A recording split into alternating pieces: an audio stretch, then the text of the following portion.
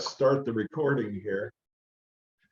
Say good morning. Sorry I missed you all last week. I was in Florida, and I found that traveling isn't linked to using the same airline round trip tickets. Actually flew quite a bit cheaper if I flew to Florida, Daytona Beach, through Atlanta on Delta, and returning through Charlotte on American. So, but I made the mistake of going to Daytona Beach.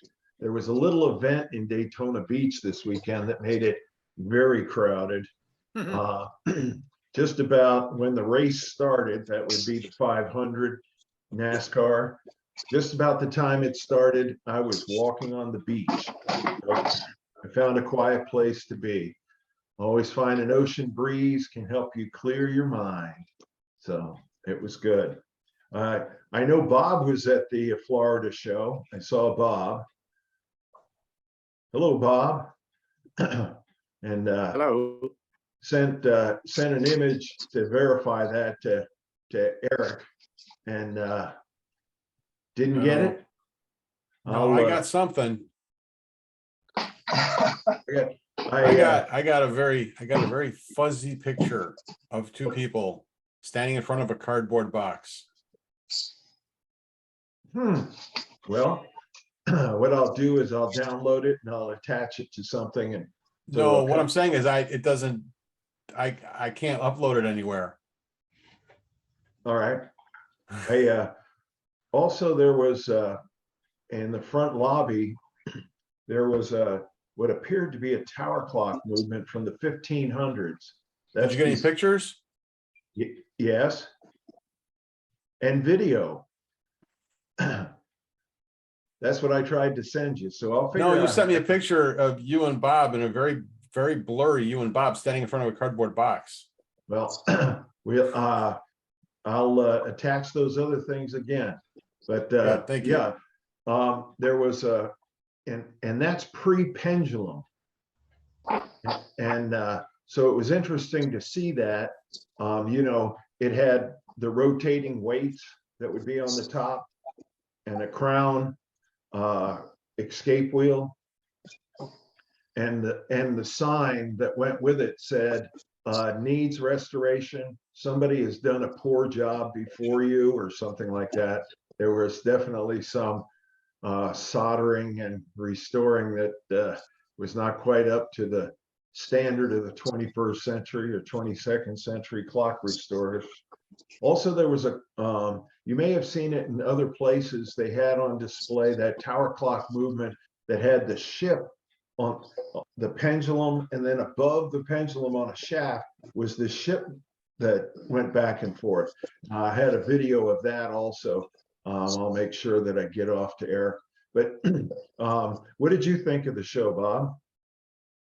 I thought it was very good. It was quite a bit larger than in Lakeland last year, and good facility. And I think they're planning on having it again next year at the same facility. So looking forward to it. Had a tailgate for the first time, and it was fairly successful. There was probably 40 or 50 vendors that set up there. So, yeah, good crowd. So I think they did well. And what they did, I think at Dalton, I remember Sam can probably attest to this. I think if you made your reservations to attend prior to the first of the year or something, they threw in a free ticket to the banquet. Yeah.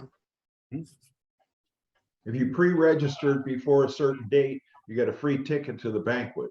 So that was okay. That was pretty good. Good morning, Sherry. Sherry was another friendly face I saw at the show. She came out of her kitchen and went to St. Augustine. I did. So yeah. So what did you think of the show, Sherry? Oh, I thought it was really, really good. I enjoyed it, and I've never seen so many people at the banquet. I think that really incentivized people to come and to sign up early. They sold out the tables, they sold out the host hotel, and had to go to the next hotel. And Yeah, it was, the venue was great. The conference center, the hotel, it was all really good. I'm sure Bob They were agrees. going around. They were going around begging people to give up a table if they weren't using them so they could resell them. So, yeah, good. Always a good sign. I think they had I think they said 380 tables or something like that. So it's about probably half or 2/3 the size of a national. So a good show. Really good. One of the things that I noticed about the show, there was never a statement that said horological items only. And so therefore, there were people with mechanical music boxes, crickets by Edison, disc players, things like that. Also, there were several people with, along with their clocks and things, they had like jewelry items made out of different clock parts and different things. Stones mounted in gears. There were those kind of things. So that with that flexibility, I think was the reason why I think I saw it seemed like more wives with their husbands in the mart selling stuff.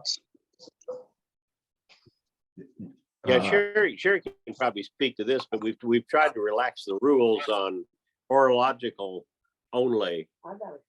And Jody actually bought a miniature painting on ivory that was not horologically related at all, but loves it. So made her day.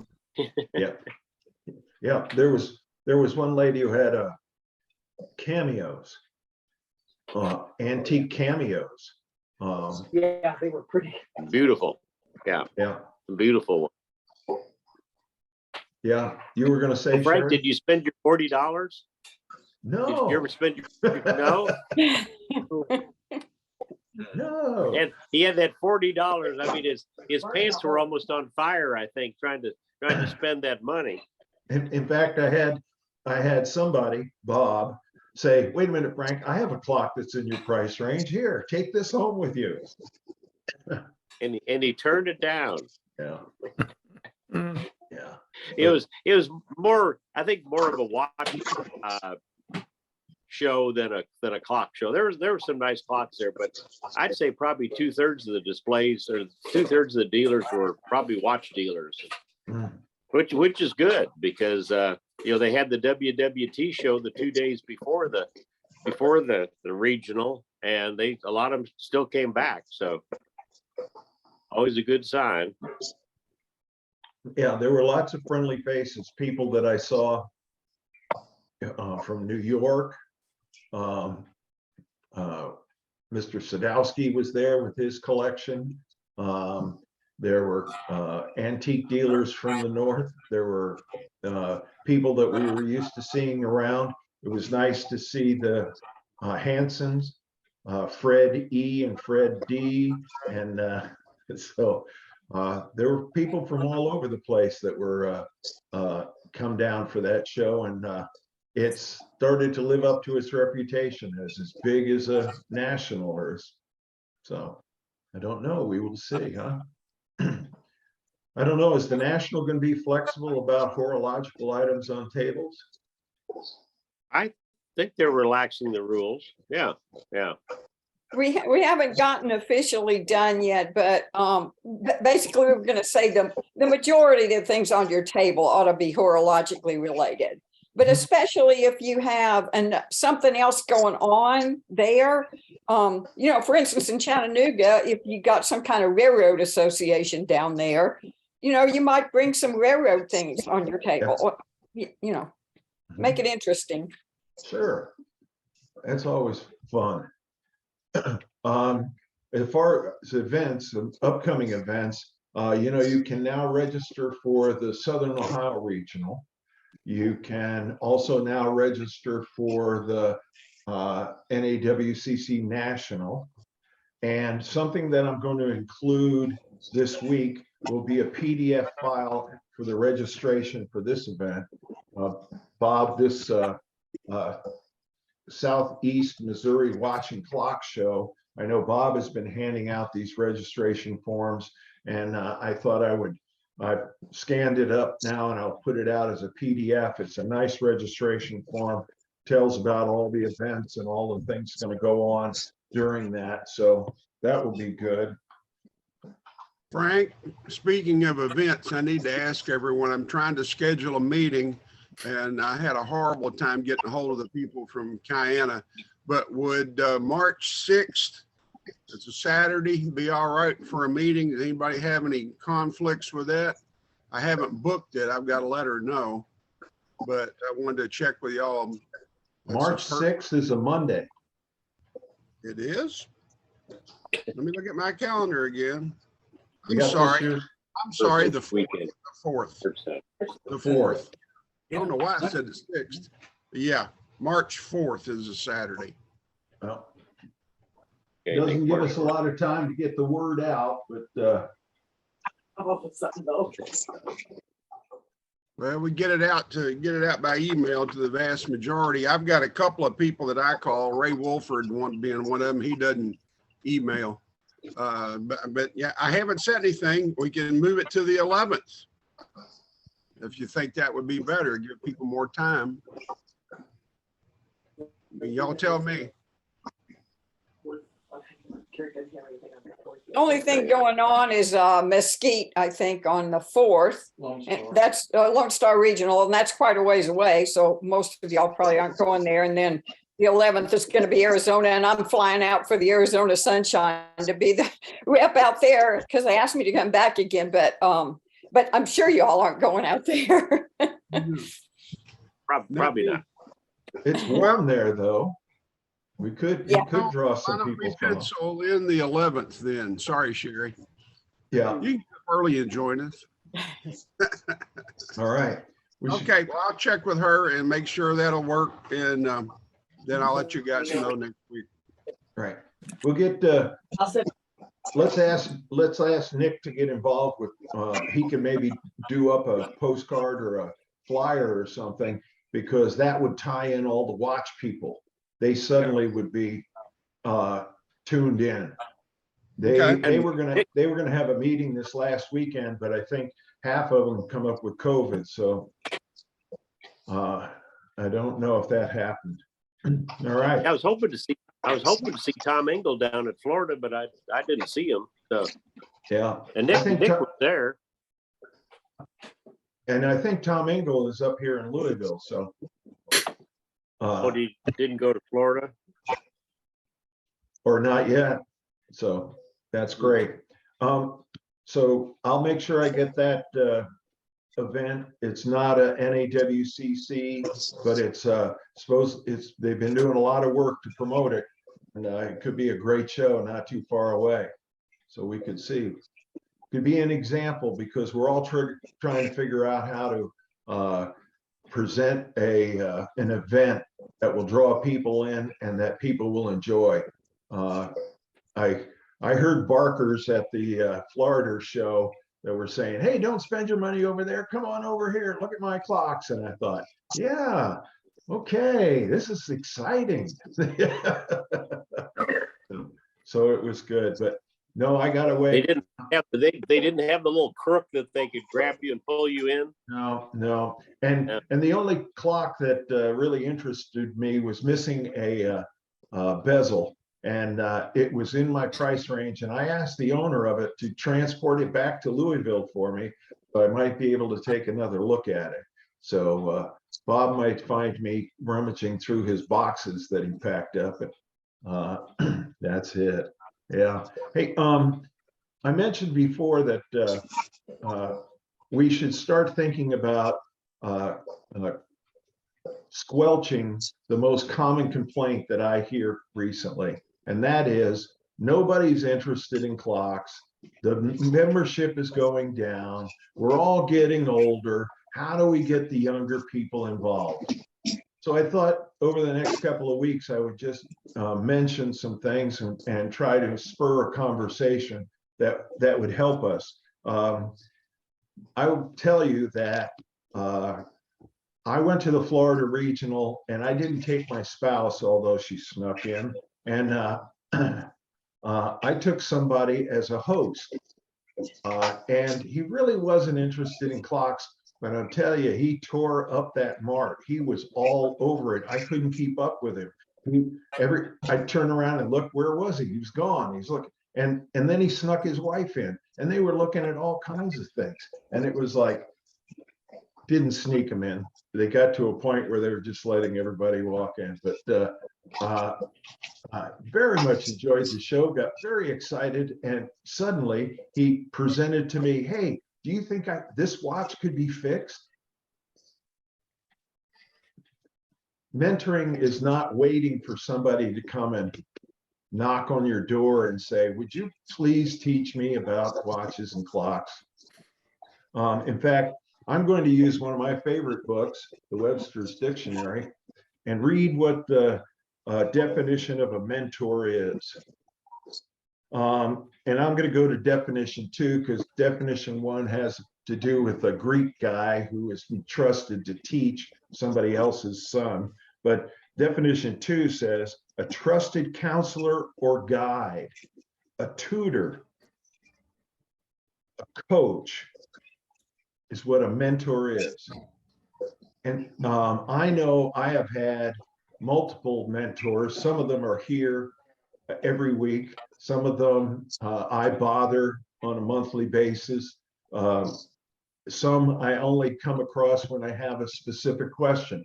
But when I first started learning, somebody just said to me, oh yeah, hey, come check this out. What are you doing on Saturday? Come check this out. And that spurred my interest. And it was a spark that many mentors fanned. And each of us, and if you heard that definition and you think that you could be a tutor or a coach or a counselor or a guide, raise your hand. Right, that's right. Because you can only share what you know, and you don't have to know everything. If you just know American clock movements, time and strike, that's something that you can share. And you can't wait for somebody to come and knock on your door. You have to think, well, you know, my garbage man might be interested in this. I'm throwing out stuff all the time he's fishing through. Or I have a brother-in-law, or my neighbor I talk to regularly is looking for an excuse to get away on a Saturday afternoon. We have a meeting that's coming up. It's not NAWCC members only. And so, hey, you ought to say to somebody, anybody, somebody that you talk with, hey, you want to see what I do on an odd Saturday afternoon? Check this out. You might find something interesting. Won't be too long. That's what I promised my brother-in-law. Oh, yeah, I've got to go crash the show. How long is that going to be? It's like, not going to be long. We'll just cruise around and look. And as soon as you're ready to go, we'll go. And I had to drag him out. So when we talk about nobody's interested in clocks, we have to be the mentors, the tutors, the counselors that fan the flames, start the sparks somewhere, anywhere. They don't have to be young people. They don't have to be watch people. They don't have to be, they could be any kind of people. But to just get them in to see what's going on, that's how we encourage them, and we can then find somebody to mentor.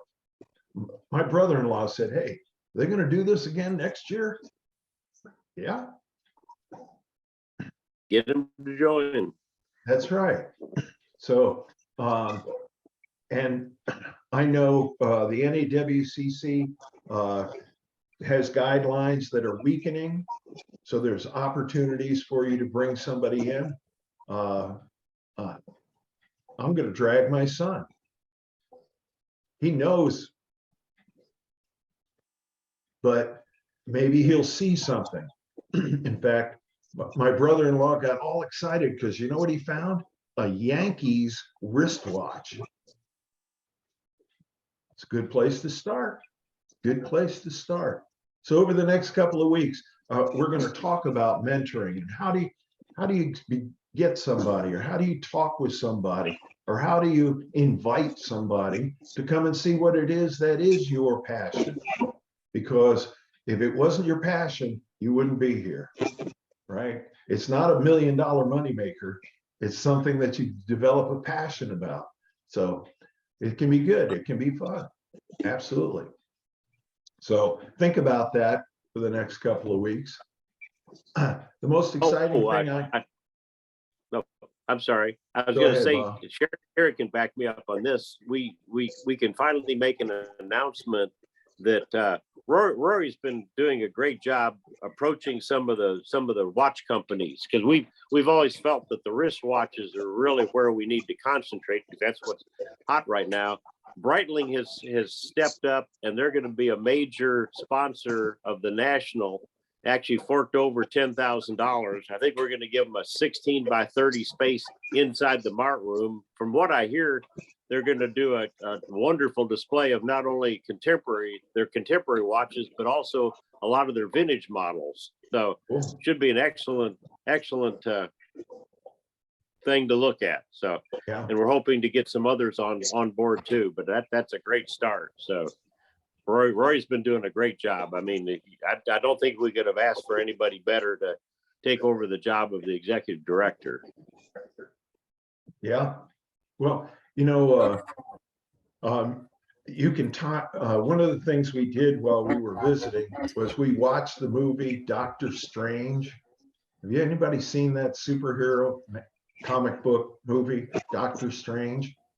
Well, So we're going through this movie, and he's got like the eye of this and the cape that flies this and all that stuff. But one of the key points in the movie was this watch, this chronometer that's broken that he wears. And I said, what kind of watch is that? I don't know. Can we figure that out? I said, yeah, I'm going to work on it. So it's see little things, and he's a big comic book superhero freak. So I'm going to try and figure out exactly what watch that is.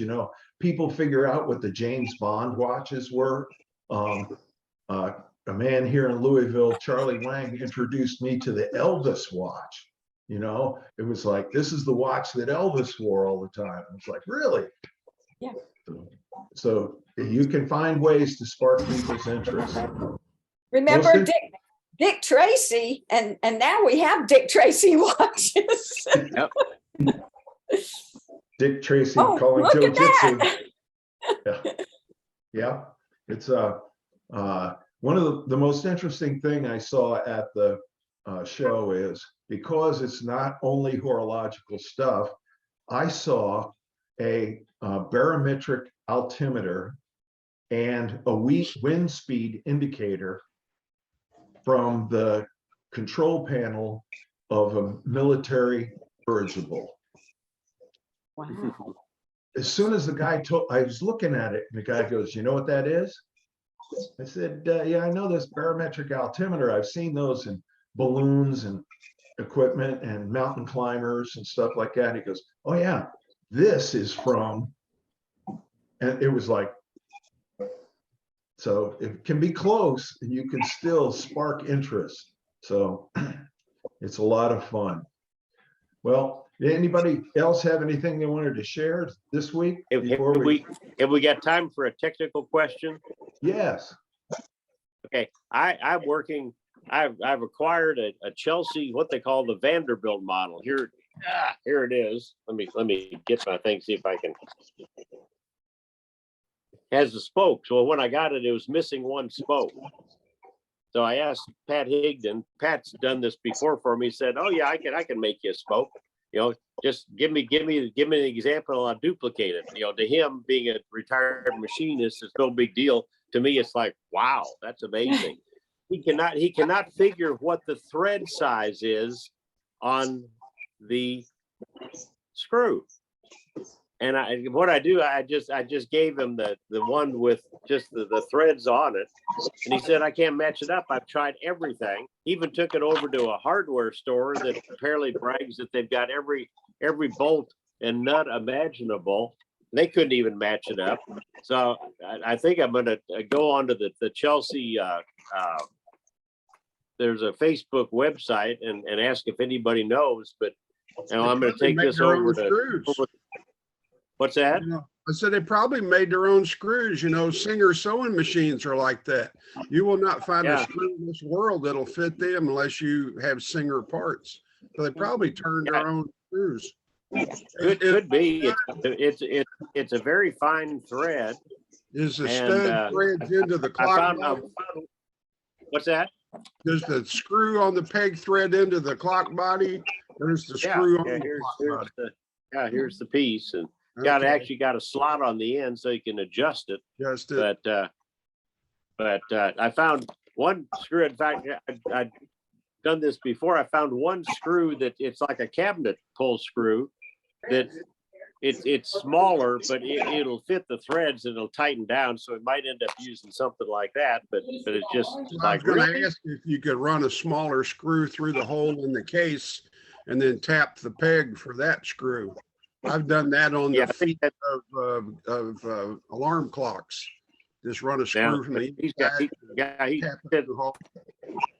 but he was checking Whitworth and British and SAE and you name metric and said nothing matches up. So yeah, they might have been making their own. So I bet they did. yeah. Didn't make their own. Isn't one of the, oh no, that's AWCI. One of the guys on the board of AWCI actually works and has spent years working at Chelsea. Forget his name, a bearded guy.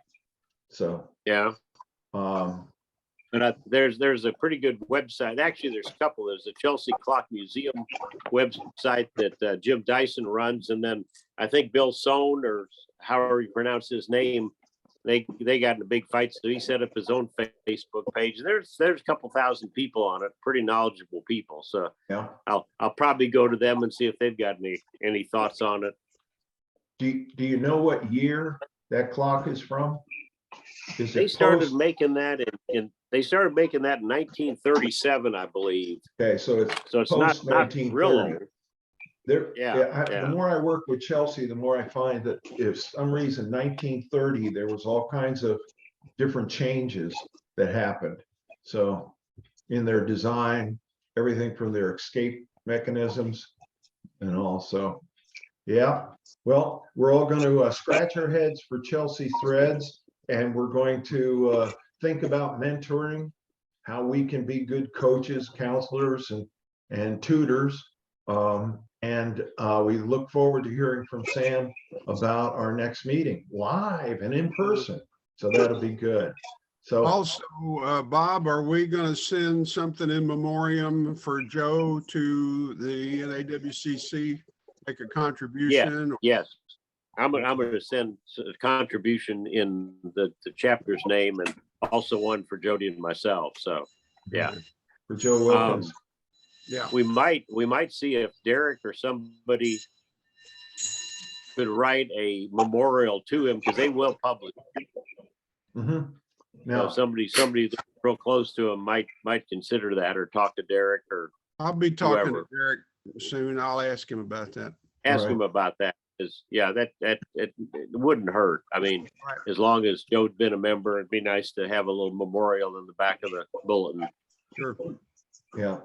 That's And you So what for I'm- the upcoming meeting on the 11th, no problem bringing guests as well, Oh, absolutely not. Yeah. or inviting people. I've got a As many as customer I possible. think would be very interested. Yeah. Well, Yeah, we'll make them president. That's right. Because at the end of that meeting, you will have a new president. So if you don't want to get elected, show up. that's it. Well, until we meet on the little screen or in person again, remember, go out there to those events and support the events, because you will see people that are glad to see you. But until then, remember, it's still out there. So wear a mask, wash your hands, and please don't stand so close to me.